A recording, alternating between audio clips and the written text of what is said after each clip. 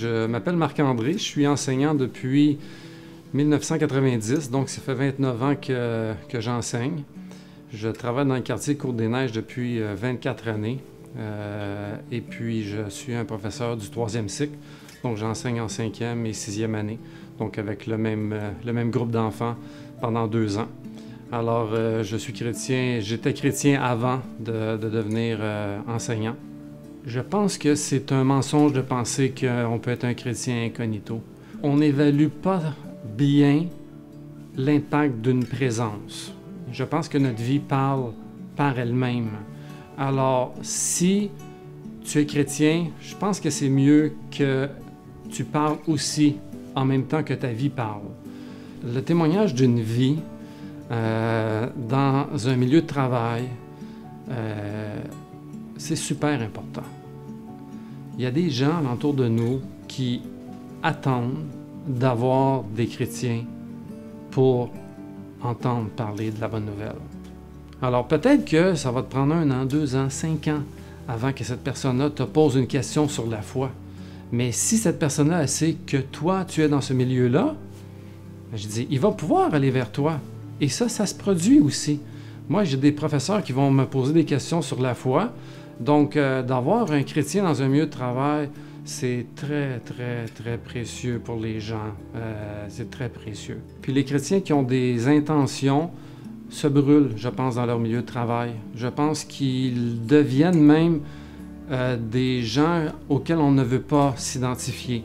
Je veux qu'on s'intéresse à moi pour moi, pas parce qu'on a quelque chose à me vendre ou à me représenter ou à me convaincre de quelque chose. J'ai déjà rencontré des stagiaires qui sont chrétiennes, puis elle essayait de voir un peu comment vivre sa foi en faisant sa formation universitaire.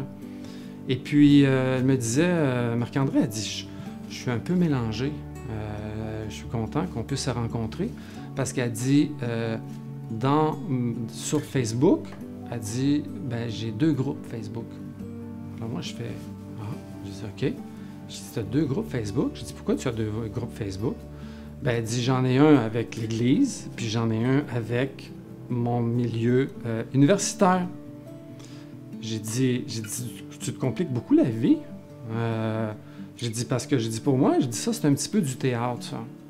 Alors, quand tu es avec un groupe de personnes, tu te conduis d'une certaine façon, puis quand tu es avec un autre groupe, tu te conduis d'une autre façon. Alors, moi, je pense que tu as avantage plus à intérioriser qui tu es comme chrétienne, puis à dire, voici comment je vais vivre comme chrétienne. Alors, je suis une personne, je vais assumer, oui, peut-être avec difficulté, certains moments, d'être chrétien, parce qu'on n'a pas toujours la vie facile quand on l'expose, quand on s'identifie comme chrétien, on fait rire de nous et tout ça. Je dirais que c'est pas si grave que ça, dans la mesure où ça dépend de toi, vis en paix. Si tu ne peux pas vivre en paix avec tout le monde, mais que ce soit pas parce que c'est toi qui ne veux pas vivre en paix avec les autres. Si j'avais un frère ou une sœur, par exemple, qui était dans mon 5 à 7, qui, dans son milieu de travail, c'est super difficile, je lui dirais que, aussi banal que ça puisse être, je vous dirais que la première chose que je l'encouragerais, ça serait de vraiment prier. Pas d'en parler avec tout le monde, d'en parler avec Dieu en premier. Une jasette là, vraiment sincère où on explique nos blessures, notre souffrance, notre découragement, notre goût d'abandonner. Ça serait dans un premier temps que je le ferais, que je ferais ce conseil-là, de dire, mais c'est pas facile, mais on nous a pas dit que ça serait facile. Moi, j'ai pas lu dans la Bible que dans mon milieu de travail, c'était supposé être facile. Donc, alors, on veut que ça soit comme ça. Après ça, ce que j'essaierais de faire, c'est que j'essaierais de rencontrer au moins une personne dans l'Église pour lui expliquer la situation. Puis que cette personne-là prie avec moi et s'engage à prier aussi, dans la mesure du possible quotidiennement, pour qu'il y ait vraiment un changement qui va se faire. Parce que je me suis aperçu que le changement est souvent à l'intérieur de moi avant d'être à l'extérieur de moi. puis on attend des changements à l'extérieur, puis ils ne viennent pas, on se décourage, puis après ça on se dit, ben Seigneur il fait rien, mais il fait rien à l'extérieur parce que c'est pas ça qu'il voulait faire. Il voulait faire à l'intérieur de toi. Alors commence par toi t'arrêter, t'exposer à Dieu, ouvrir ton cœur, puis lui expliquer ce qui se passe.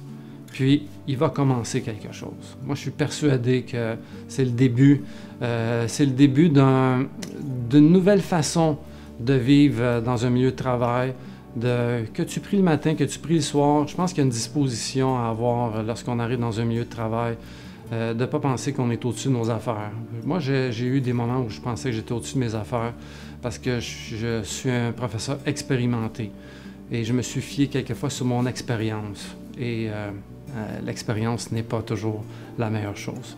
Mais j'ai l'expérience de la prière et ça, c'est toujours une bonne idée.